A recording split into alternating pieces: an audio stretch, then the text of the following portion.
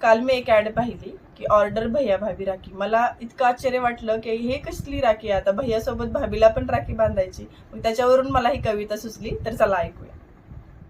आजकाल कशाचं काही खरं राहिलं नाही. आजच एक ऍड पाहिली, ऑर्डर भैया भाभी राखी. ऑर्डर भैया भाभी राखी. आता हेच पाहायचं राहिलं होतं की काय? आता भैया सोबत भाभीला पण राखी बांधायची की काय? आजकाल कशाचं काही खरं राहिलं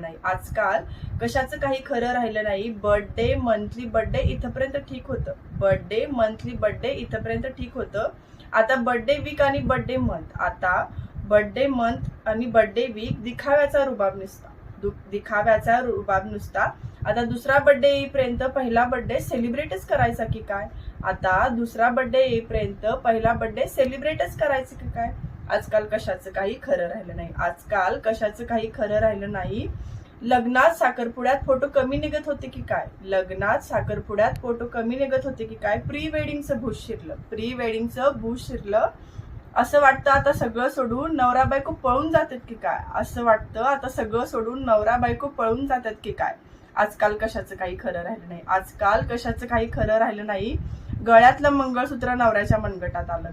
मंगळसूत्र नवऱ्याच्या मनगटात आलं. पोरींच्या हातातला दोरा पायात आला.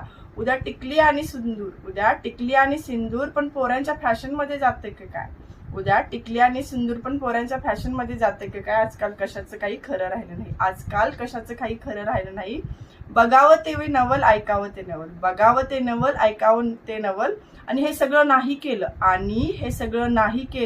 तर समाज मला स्वीकारेल